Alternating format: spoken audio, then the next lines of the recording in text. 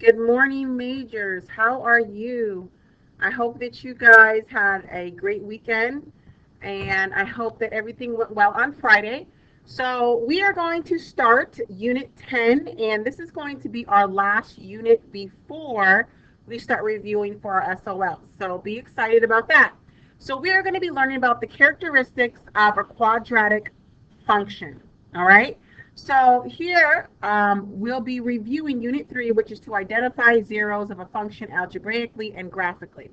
So it says zeros of a function. So what is the zero of a function? The zero of a function is sometimes called a root. So I want you guys to make sure that you're filling this in with me. Sorry, hold on. Let me change my thing here. It's sometimes called a root. There we go. Wait, let me get my pen.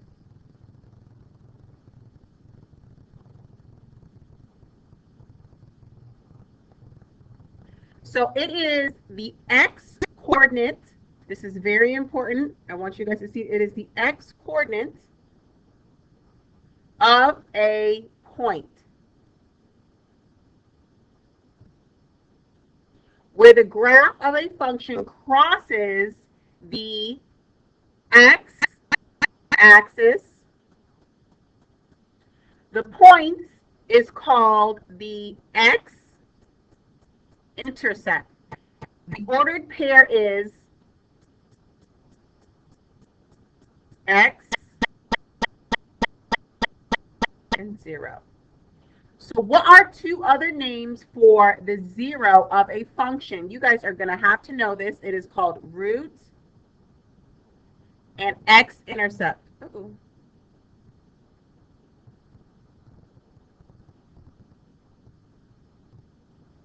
And it's called x-intercept. Sorry.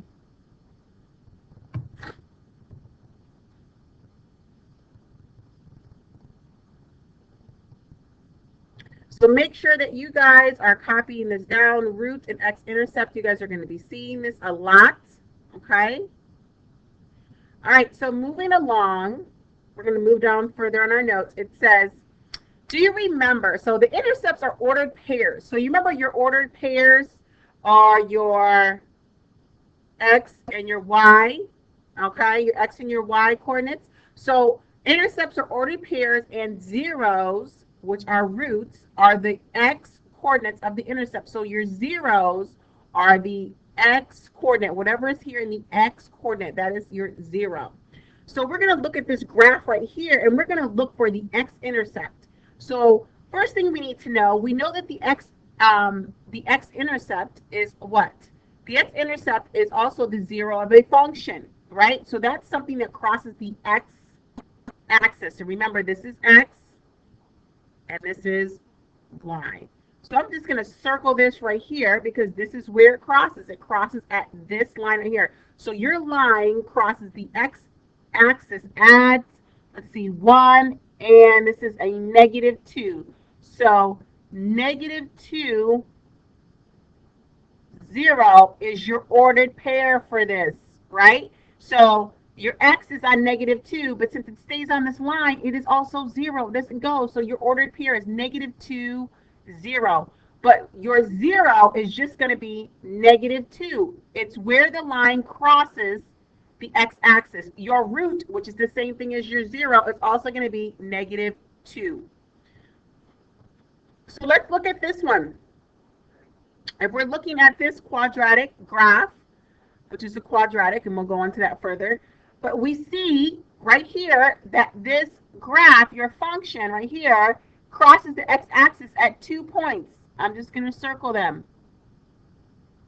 Okay? So the first thing is the x-intercept. So what are your ordered pair for the x-intercept? So if you look at this graph, the first ordered pair is going to be, let's see, it's going to be a 5,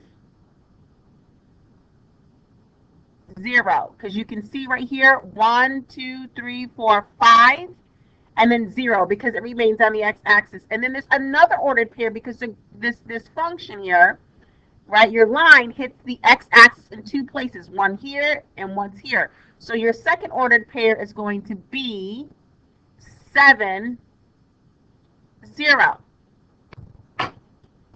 All right, so your zeros are going to be what? Remember, your zeros is whatever you have in the x.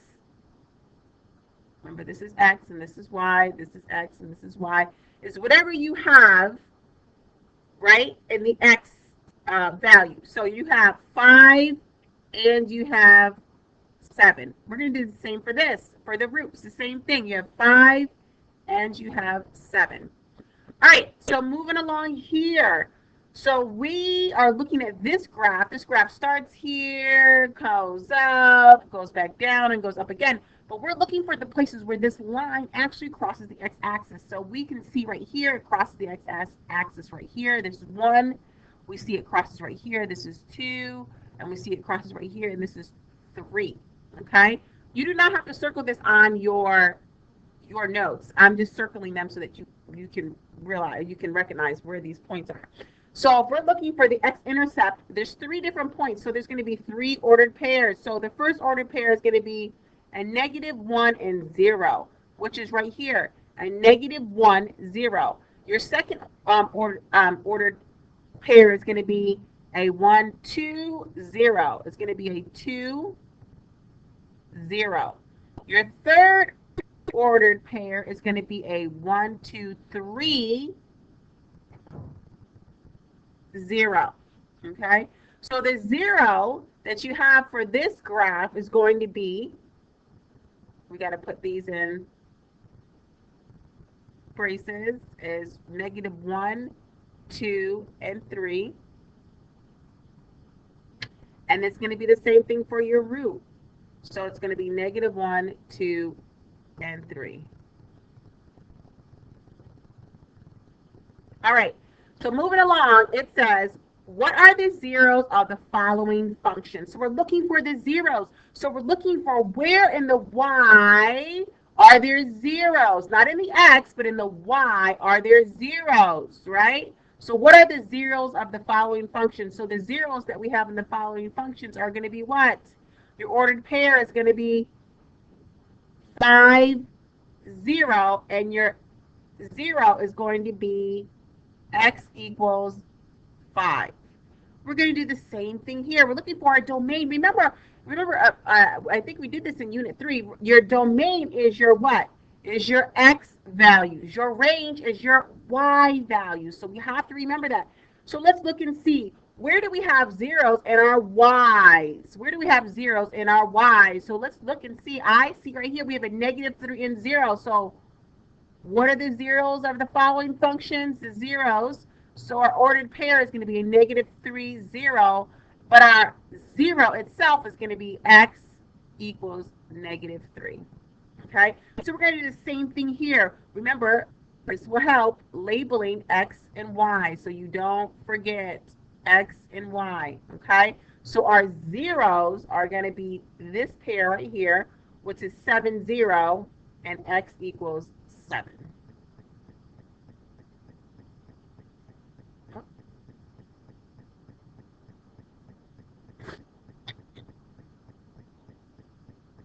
All right, so we're going to move along here. Now we're going to go on to quadratic functions. Yay! So we're going to use a calculator to graph each of these functions, okay? So before we use the calculator, I kind of want you to draw your graph right here. Draw these graphs right here.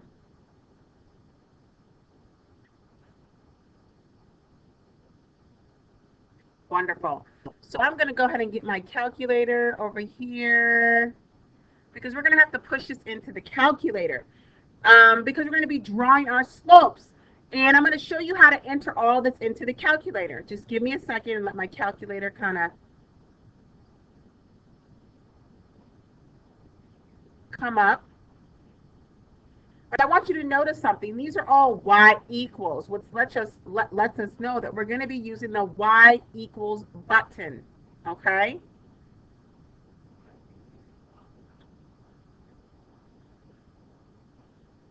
I'm sorry. Give me a minute.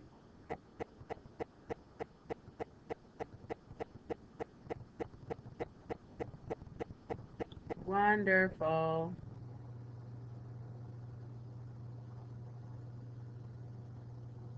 All right, let me clear my calculator here. And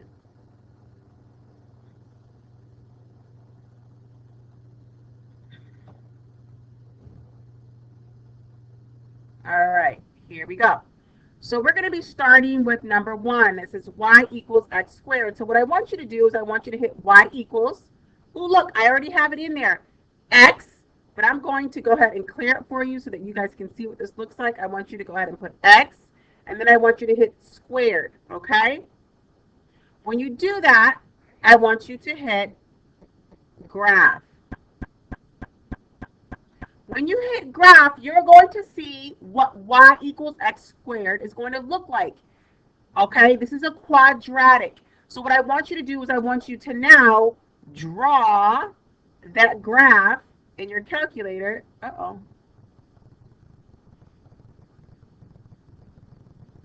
Draw that graph in your calculator on here. And I want you to notate, does this open up or does it open down? So it opens what? This graph opens up. All right, let's move on to the next one. Let me find my calculator here. Wonderful. So let's move on to the next one. So you're going to go back to y equals. Okay, you're going to clear, and you're going to enter this right here. So you're going to enter a negative x squared plus 2, and then hit graph. Now, this graph is a little bit different. This graph opens in the other direction. So this graph starts here.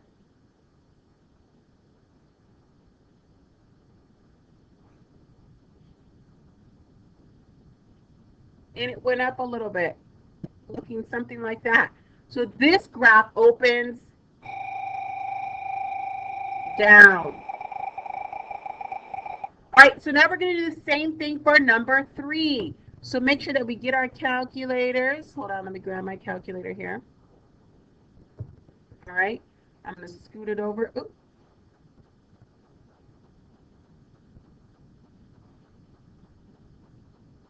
I'm going to scoot it over here, and then I'm going to go back to y equals. So when I'm at y equals, I'm going to clear it. I'm going to enter this. So I'm going to enter x squared minus 2x minus 3, and then I'm going to hit graph. Look at this graph, okay? It's important to look at this graph. So now I'm going to hit my pen, and it looked like this graph was moved over a little bit. So we'll start right here. It went down a little bit, and then it went over. And of course, this is not perfect, but this graph is going what? It's going up. And we're going to do the same for this one.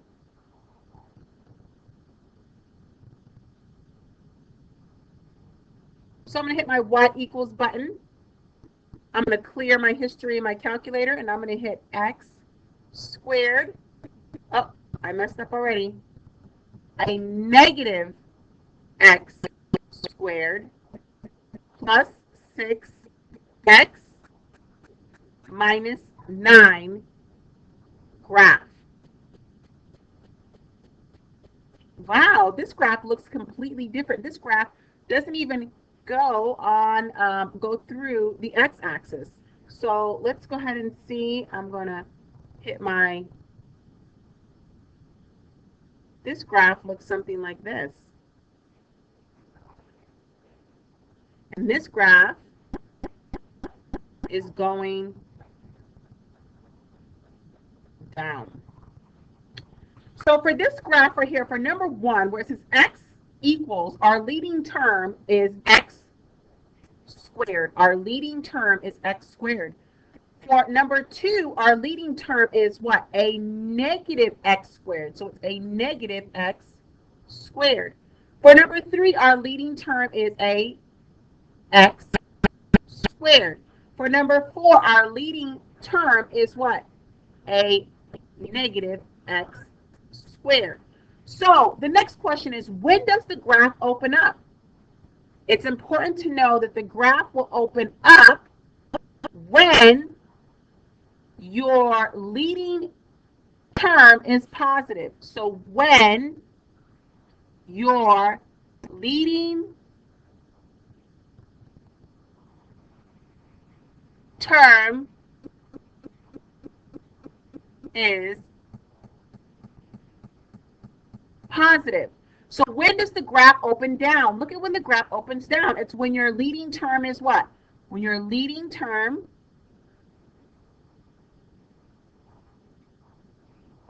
is negative.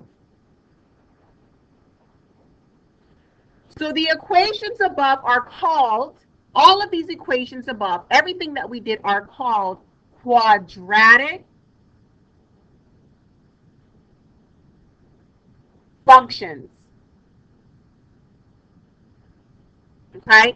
The graphs above are called parabolas. Parabolas. Sorry, I always pronounce that a little funny. So it's important to know that they are U-shaped.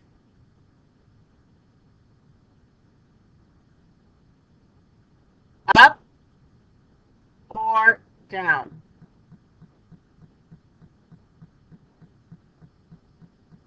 So it says, how many terms can a quadratic function have? And it can have 1, 2, or 3 terms.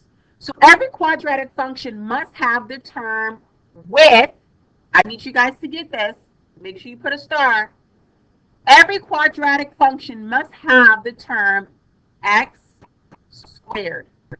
So the standard form of a quadratic function is going to be ax squared plus bx plus c, which is equal to 0. A is not equal to 0. Therefore, y equals ax squared plus bx plus c.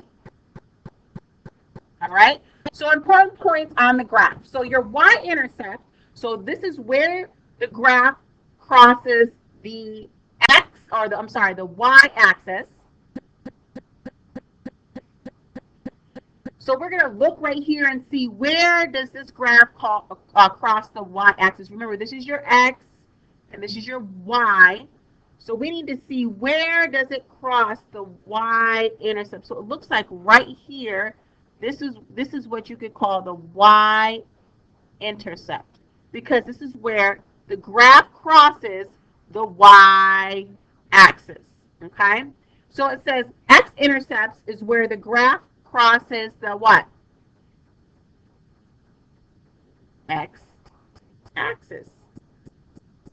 So we're looking here to see, where can we find that the graph crosses the x-axis, and it looks like it crosses right here and right here. So we have x-intercept right there, and we also have the x-intercept right there. Wonderful. So it says the x-intercepts are also called zeros. They're also called zeros and roots. We have already kind of touched on that, right? Your x-axis right here are also known as zeros and roots. So every time you see zero and roots, just know they're talking about the points or where the graph crosses the x-axis. So now we're going to talk about our vertex. So our vertex, right? Our vertex is the lowest point on the graph if, I'm sorry, it's the lowest point on the graph if the graph opens up, or it's the highest point on the graph if the graph opens down. So let's look and see, where is the vertex? So I'm going to go ahead and draw my line, right? My vertex, since this is opening down,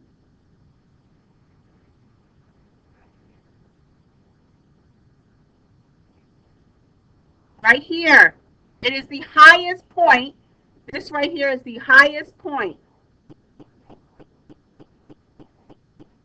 That is my vertex.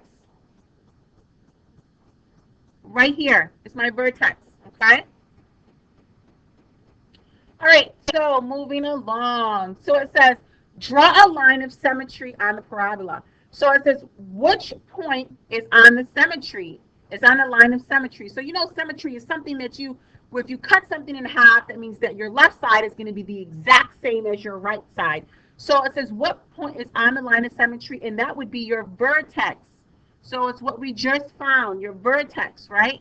But what point is that? So if we're looking at our vertex, we're going to go to the x-axis. So that looks like it's a negative 3 and 1. So it will be a negative 3 and 1. So the equation of this line is that x equals negative 3. That your x equals negative 3. All right.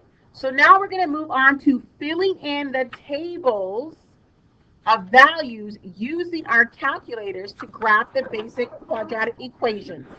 I'm going to put it on pause and I'll come back to you soon.